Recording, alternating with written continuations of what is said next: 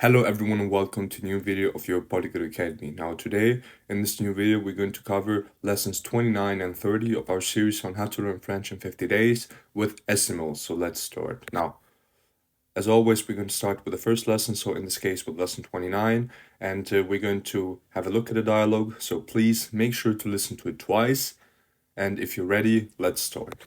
Here's the dialogue for lesson 29. 29e leçon. Comment vas-tu? Salut Louis. Comment vas-tu? Je vais très bien. Et toi, Manon? La forme? Ça va, merci. Qu'est-ce que tu fais ici? Mes courses. Je cherche une pâtisserie pour acheter une tarte ou un gâteau. Les Merciers viennent dîner ce soir et je sais que Clément adore les pâtisseries. Je dois aussi trouver un cadeau à leur offrir, parce que c'est leur anniversaire de mariage samedi prochain. Mais je n'ai pas d'idée précise. Je ne connais pas leur goût. Est-ce que tu sais où je peux acheter quelque chose d'original? Il y a un centre commercial là-bas, près du bureau de poste. Tu le vois? Dedans, tu as une superbe pâtisserie qui vend des tartes délicieuses pour le dessert. Et des gâteaux délicieux avec des noix, des morceaux de chocolat et de la chantilly. Excellente idée. Je sais que nos amis sont très gourmands. Et pour le cadeau, qu'est-ce que tu penses d'un tableau? Plutôt des tisanes, pour faciliter la digestion. Now, did you understand everything or at least most of it? Well, I hope so. In case that you maybe didn't understand some words or some expressions, here's the translation of the dialogue. So this is the 29th lesson and the title is How Are You?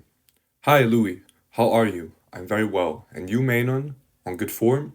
Fine, thanks. What are you doing here? Am I shopping? I'm looking for a cake shop to buy a tart or a cake. The Merciers are coming to dinner this evening, and I know that Clément loves pastries. I also have to find a present to give them, because it's a wedding anniversary next Saturday. But I don't have any precise ideas. I don't know their tastes. Do you know where I can buy something original? There's a shopping center over there, near the post office. Inside, there's a superb cake shop that sells delicious tarts for dessert and delicious cakes with walnuts, bits of chocolate, and whipped cream. Excellent idea. I know that our friends are very fond of food. And for the present, what do you think of a painting? Herb teas instead, to help with digestion. So that was the dialogue, or precisely said, that was the translation of the dialogue for today. And I hope that you maybe could translate the expressions that you maybe didn't understand. Now, as always, there are some notes on the dialogue on the new expressions, so let's get into them. Now, on the first one, salut, and the origin of salut, is a familiar greeting, equivalent to hi. Now, as a singular noun, on salut is either a wave of the hand or a nod of the head. Now, on the second remark, tu is the familiar pronoun for the singular you. It is used when talking to friends, family members, and children. Toi, in this context, is the object pronoun, and I think we already talked about them in lesson 28, so if you maybe have some questions about that, check out the lesson. Now, on the note number 3, la forme, meaning the form or shape, is also used to refer to fitness or health, as we say in lesson 24. Lui est en forme aujourd'hui. Louis is on top form today. Now, the polite expression, j'espère que tu es en forme, I hope you're doing well, is often shortened to just la forme with a rising intonation in familiar contexts. La forme. Now, on the fourth note, you should be familiar with two meanings of le course. Errands, shopping, lesson 13, and horse races, lesson 22. Similarly, un anniversaire can mean both a birthday and an anniversary. Remember also to take a special note of these homonyms, which can be often pretty disconcerting. Now, on the fifth note, unlike English, French surnames do not take an S in the plural.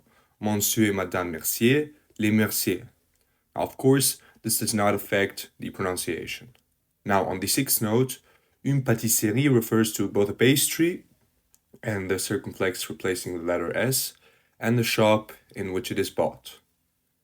Now, on the seventh note, offrir, to offer, can also mean to give when used in a context of a gift. J'offre souvent des cadeaux à mes enfants. I often give my children presents. See also note number 9. And now finally, on note number 8, see lesson 13, note 6, and also lesson 35 for more about the difference between savoir and connaître, which both mean to know. On the note number 9, singular nouns ending in O form their plural with a silent final X. Now they include un cadeau, a gift, un bureau, an office, un morceau, a piece, a bit, a slice, un gâteau, a cake, and un tableau, a painting. And now, in the last note for today, or for this lesson, the adverb plutôt, which means rather or instead, is a useful way of qualifying a statement or expressing a preference. Je n'aime pas le tarte, je préfère plutôt les gâteaux. I don't like tarts, I prefer cakes instead. So these were the most important aspects about maybe some new vocabulary that you didn't know, or maybe about some new rules that were introduced in this lesson. Now, if you understood everything so far, then please try to do the exercises as they are very important for you to internalize these concepts. This is exercise number 1. Exercice 1. Traduisez. Clément n'est pas en forme. Il a la grippe. J'ai une excellente idée. Je vais acheter une tarte aux noix pour le dessert. Je ne connais pas ses goûts et je ne sais pas ce qu'il aime. Nous devons acheter un cadeau pour Marc, parce que c'est son anniversaire mardi prochain. Tu veux un café? Je préfère plutôt une tisane, s'il te plaît. And this is exercise number 2 where you'll have to fill in the missing words. Now, if you have any doubts or questions about whatsoever, then make sure to leave a comment or to contact me privately. And if everything is alright, then please, let's continue with lesson 30. Now, as always, there's going to be a dialogue, so please make sure to listen to it twice, and if you're ready, let's go. Here's the dialogue for lesson 30. 30e leçon. J'ai un truc à te demander. Excuse-moi un instant, Juliette. Je dois répondre au téléphone. Allô? Ah, c'est toi, Antoine. Je t'entends très mal. Je perds le signal. Attends, ne quitte pas. Reste où tu es. Je vais descendre au premier étage. Tu sais que nous sommes au milieu de la campagne, sans antenne de téléphone. Voilà. Est-ce que tu entends ma voix? Je mets le haut-parleur. Oui, c'est bien. J'ai un truc à te demander, Stéphane. Vas-y, qu'est-ce que je peux faire pour toi? Peux-tu me prêter ton aspirateur? J'en ai besoin pour nettoyer ma piscine. Le magasin dans notre village n'en vend pas. Je promets de ne pas le perdre. Tu peux me faire confiance. Écoute, je veux bien, mais ça ne dépend pas entièrement de moi.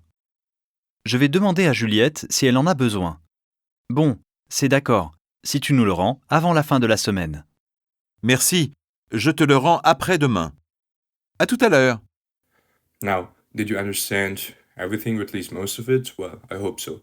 In case that you maybe didn't get some of the expressions or some of the new vocabulary, then here is the translation of the lesson. So it's the 38th lesson, and the question, or the title is I've got something to ask you. Excuse me a second, Juliette. I have to answer the phone. Hello?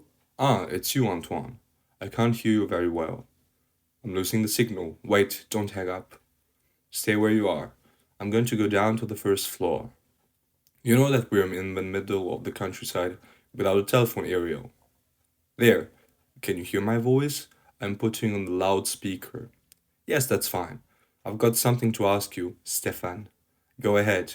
What can I do for you? Can you lend me your vacuum cleaner to clean my swimming pool? The shop in our village doesn't sell them. I promise not to lose it, you can trust me. Listen, I'm fine with that, but it doesn't depend entirely on me. I'll go and ask Juliette if she needs it. Well, she agrees if you return it to us before the end of the week. Thanks. I will give it back to you the day after tomorrow. See you later.